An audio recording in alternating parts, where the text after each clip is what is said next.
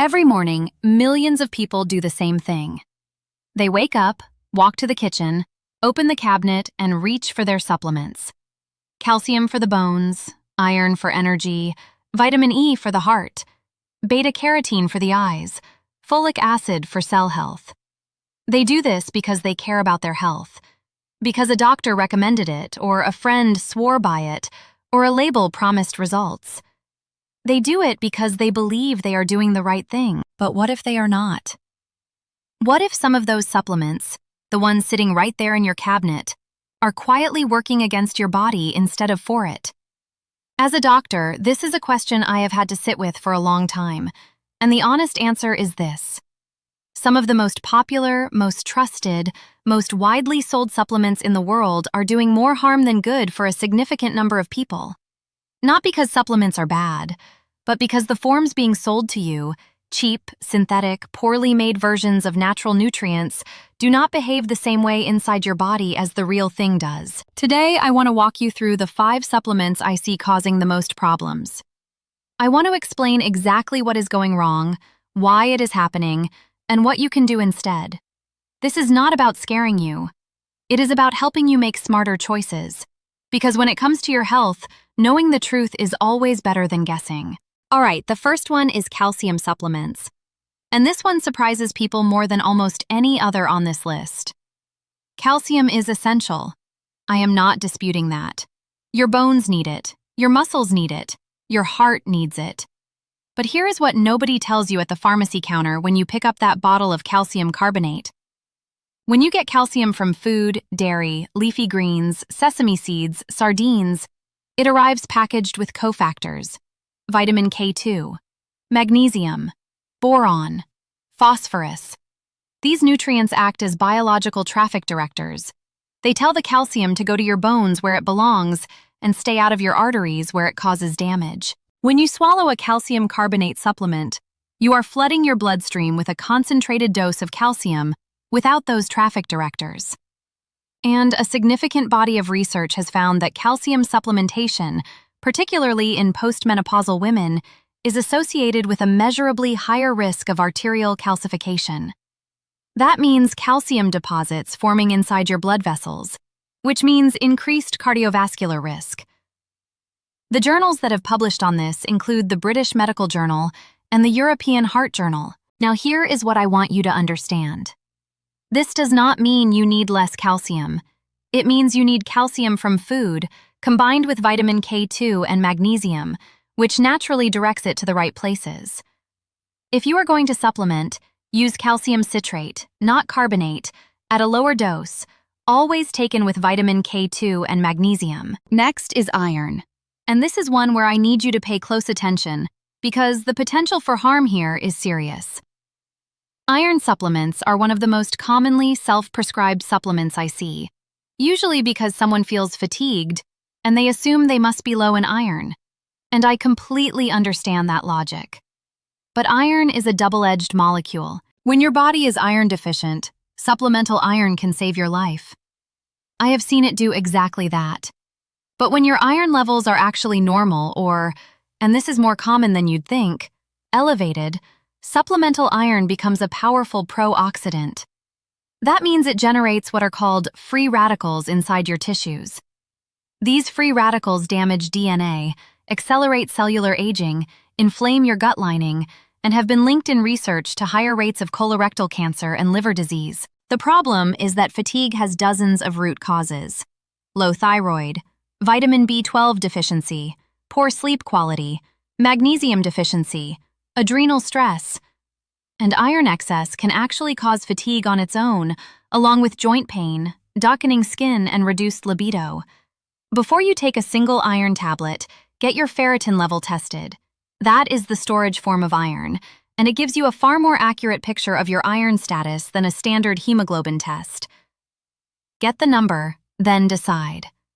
Self-prescribing iron is one of the most common and most dangerous supplement mistakes I see in otherwise health-conscious people. By the way, before we keep going, if you have ever taken any of the supplements I've mentioned so far, drop a comment below and tell me which one. I read every single comment, and it genuinely helps me understand what content to create next for you. All right, number 3 is synthetic vitamin E. And this one has one of the most alarming research profiles on this entire list. Vitamin E is a fat-soluble antioxidant that your cells need to protect their membranes from oxidative damage. In food, almonds, sunflower seeds, spinach, avocado, it exists in 8 different molecular forms that work together as a team. But what is sold in most supplements is a single synthetic form called DL-alpha tocopherol. The DL prefix is your warning sign. It means the molecule was manufactured in a lab, not derived from food. And that synthetic form has actually been shown in large-scale clinical trials to compete with and block the absorption of the other 7 natural vitamin E forms your body needs. What is more, high-dose supplementation with this synthetic form has been associated in multiple studies with a small but statistically significant increase in all-cause mortality. That means the supplement designed to protect your cells was, at high enough doses, associated with a higher risk of dying earlier. If you want vitamin E support, eat the foods, or look specifically for a supplement labeled mixed tocopherols, or D-alpha tocopherol. The D without the L indicates a natural source form. That matters far more than most people realize. Now this one is going to shock some of you because beta-carotene has such a healthy reputation. It is the orange pigment in carrots and sweet potatoes. Your body converts it to vitamin A. It supports eye health, immune function, and skin repair. Sounds perfect, right? Here is what the research actually showed. In the 1990s, 2 large clinical trials, the carrot study and the ATBC study, gave high-dose synthetic beta-carotene supplements to smokers and people with high asbestos exposure to see if it would protect against lung cancer. The logic seemed reasonable. Antioxidants protect cells from damage. Both trials were stopped early because the supplement group was actually developing lung cancer at a higher rate than the placebo group. Not a small difference. A measurable, concerning increase. Now, this risk profile appears most significant in smokers and those exposed to environmental toxins. But the broader lesson is critical for everyone. High-dose, isolated synthetic antioxidants do not behave the same way as antioxidants from food. When you eat a carrot, beta-carotene arrives alongside hundreds of other compounds that regulate how much gets converted, where it goes, and how it interacts with your cells. In isolation, at high doses, the balance breaks, and the results can be the exact opposite of what you intended. Quick break! If everything I am sharing today is making you rethink what you put in your body, I want to point you towards something that actually works with your biology, rather than against it. The natural health tonic I recommend in the description below is formulated using whole food-sourced nutrients, not synthetic isolates. It supports your body's own detoxification, energy, and immune systems the way nature intended. Click the link in the description and the pinned comment below to learn more. And the last one on this list is possibly the most important one of all, especially for women. It is synthetic folic acid. Folic acid is the synthetic version of folate, which is vitamin B9. Folate is critical for DNA repair, cell division, red blood cell production, and fetal neural tube development during pregnancy. Every prenatal vitamin on the market contains it. Doctors have been recommending it for decades, but here is what is not printed on the label of most prenatal vitamins. Roughly 40 to 60% of the population carries a genetic variation called the MTHFR mutation. This variation reduces the body's ability to convert synthetic folic acid into the active form your cells can actually use, called methylfolate. When people with this mutation take synthetic folic acid, especially at the high doses in prenatal vitamins, they accumulate unmetabolized folic acid in their bloodstream. And research has begun to link elevated unmetabolized folic acid to immune dysregulation, increased cancer cell proliferation, and, paradoxically, folate deficiency at the cellular level, even while blood levels appear normal. The solution is simple, but almost nobody tells you about it. Look for supplements that contain methylfolate, also labeled as L5-MTHF or 5-methyltetrahydrofolate, instead of folic acid. This is the bioavailable form that your cells can use directly, regardless of your genetic makeup. This is especially critical for women of reproductive age, anyone with a history of pregnancy complications, and anyone managing mood disorders or cardiovascular health. And by the way, if you have a family member, a friend, a parent who takes supplements every single day believing they are doing the right thing, please share this video with them. This information could genuinely make a difference for someone's health outcomes. And that is the whole reason I make this content. There is a verse I keep coming back to when I think about how we care for our bodies. 3 John 1:2 says, "Beloved, I wish above all things that thou mayest prosper and be in health, even as thy soul prospereth." That verse speaks to something I genuinely believe as a doctor. Our bodies were not designed to be maintained with synthetic shortcuts.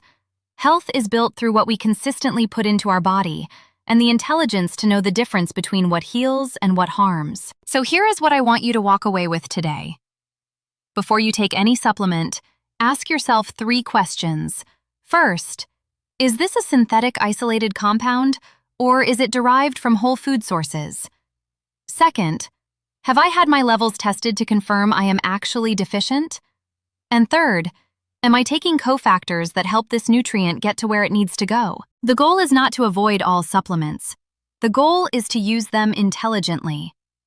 Targeted, tested, food form whenever possible, and always in support of a foundation of real food, clean water, movement, and sleep. Your body is remarkably capable of healing itself when you stop putting obstacles in its path. Now, if you want to give your body a genuine daily foundation of whole food nutrients, without the synthetic forms we talked about today, click the link in the description and the pinned comment below. The natural health tonic I personally recommend uses bioavailable, food source nutrients that your body actually recognizes and can use. It is the kind of daily support that works with your biology, not against it. Check it out, read what is in it, and make an informed decision for yourself. That is always what I want for you. Informed decisions. Because knowledge is the most powerful health tool you have. And if you want to go even deeper on this topic, I made a video breaking down what your body actually needs versus what the supplement industry tells you it needs. And you can watch that by clicking right here. I will see you in the next one.